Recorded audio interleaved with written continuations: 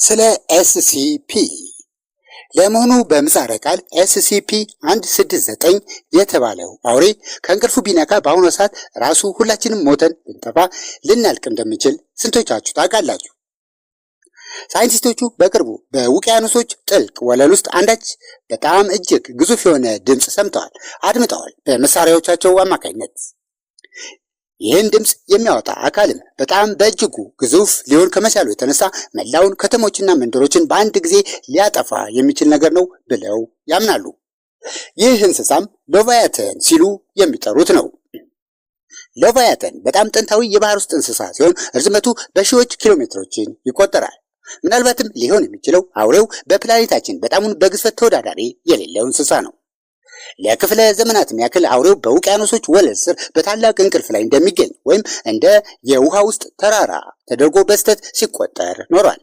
ሆኖም በእጅጉ የሚያስፈራው የታሪኩ ክፍል ደግሞ ይኸውላችሁ።